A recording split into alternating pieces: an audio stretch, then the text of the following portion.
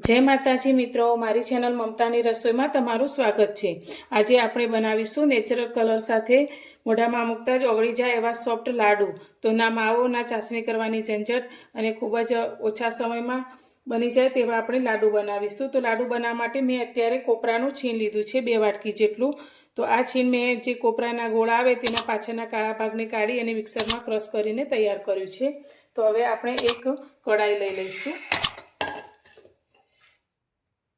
हवे तेनी अंदर आपणे लीधेला नारिયેળના છીણને લઈ લઈશું।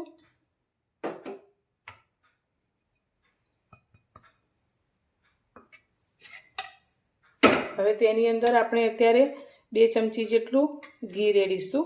તો ઘી લેવાથી નારિયેળના જે લાડુ બનશે તેનો ટેસ્ટ ખૂબ જ સરસ આવે છે। તો આપણે બહુ વધારે ઘીની જરૂર નથી, ફક્ત 2 ચમચી જેટલું જ આપણે ઘી લઈશું અને ઘીને નારિયેળના છીણ સાથે સારી રીતે મિક્સ કરી લઈશું। तो अत्यारे आपणे कढ़ाईने गैस पर नहीं राखी, पण आ रीते नीचे तेने राखी अने घी साथे मिक्स करीशुं।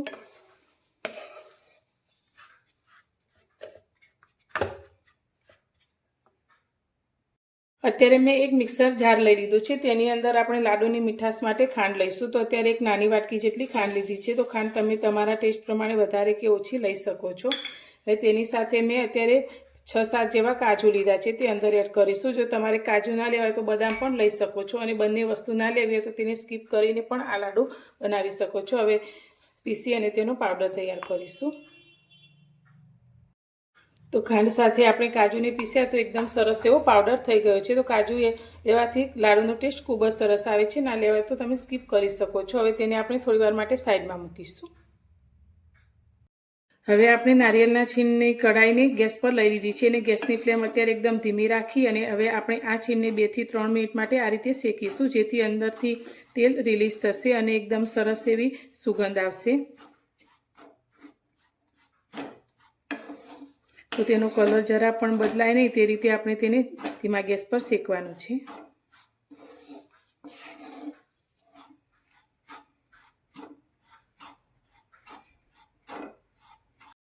तो कोपराना છીણને शेकाता 3 मिनिट जेटलो समय थई गयो छे अने एकदम सरस एवी सुगंध आवा लागी छे। तो हवे तेनी अंदर आपणे अर्धी वाटकी जेटलो मिल्क पाउडर उमेरीशुं। जे 10 રૂપિયાના पाउचमां मळे छे ते 2 पाउच में अत्यारे मिल्क पाउडर लीधो छे। तो आनाथी जे लाडूनो टेस्ट आवशे एकदम मावेदार आवशे। जे मीठाईवाळानी दुकाने मळे तेवा ज एकदम सरस एवा आपणा लाडू तैयार थशे। हवे फरी आपणे तेने 2 मिनिट माटे आ रीते शेकीशुं। गैसनी फ्लेम अत्यारे एकदम स्लो ज राखीशुं।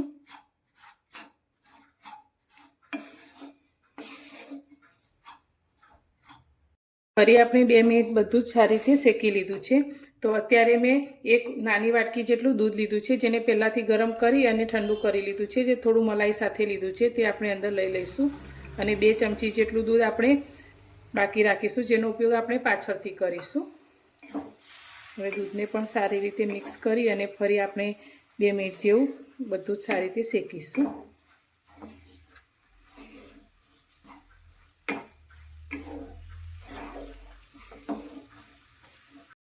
तो बधुं सारी रीते मिक्स थई गयुं छे। तो हवे आपणे गैसनी फ्लेम बंद करी दईशुं अने थोड़ीवार माटे आ कढ़ाईने साइडमां मूकीशुं। हवे आपणे जेमां खांड पीसी हती ते मिक्सर जार फरी लई लईशुं। हवे आपणे लाडूने कुदरती गुलाबी कलर आपवा माटे अत्यारे मैं बीटनो एक नानो टुकड़ो लीधो छे। तेने आ रीते आपणे थोड़ो नाना टुकड़ामां कट करी लईशुं अने जे दूध आपणे 2 चमची राख्युं हतुं ते दूध अंदर लई लईशुं अने तेने आपणे मिक्सरमां एकवार क्रश करी लईशुं। तो बीटने आपणे थोड़ा दूध साथे पीसी लीधुं छे। तो हवे तेने आपणे गाળી लईशुं। तो अत्यारे मैं चा गळवानी गळणी लीधी छे, ते वाटकी उपर मूकी अने तेमां आपणे आ बीटनो रस लई लईशुं।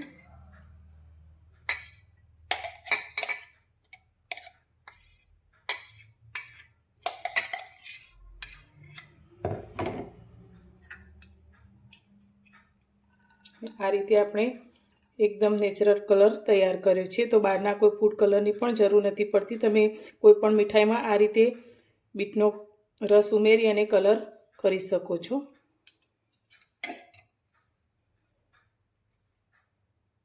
કઢાઈને આપણે ગેસ પર રાખી લીધી છે અને એકદમ સ્લો ગેસ રાખ્યો છે.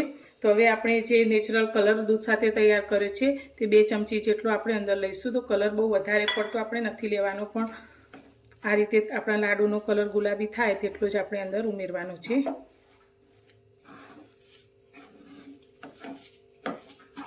બધું સારી રીતે આપણે મિક્સ કરીશું.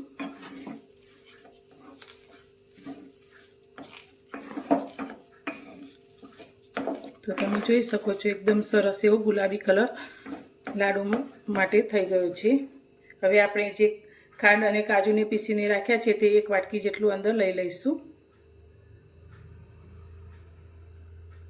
અને બધું સારી રીતે આપણે મિક્સ કરીશું.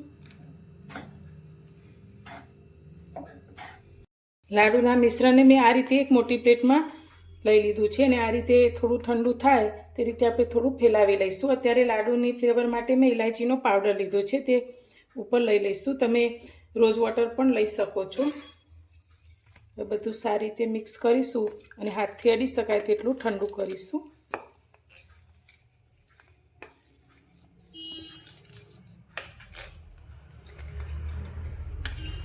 લાડુનું મિશ્રણ આપણું ઠંડુ થઈ ગયું છે, તો તેમાંથી હવે આપણે નાના નાના લાડુ તૈયાર કરીશું.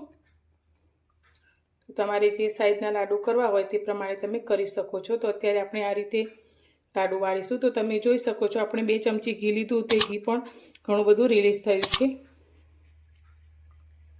આ રીતે આપણે ગોળ નાના નાના લાડુ તૈયાર કરીશું અને આ રીતે જે છીણ લીધું છે કોપરાનું તેમાં ડીપ કરીશું, જેથી તેનો લુક એકદમ સરસ આવશે.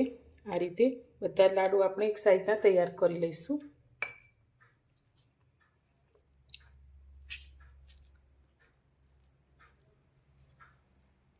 તૈયાર છે આપણા કોપરાના લાડુ.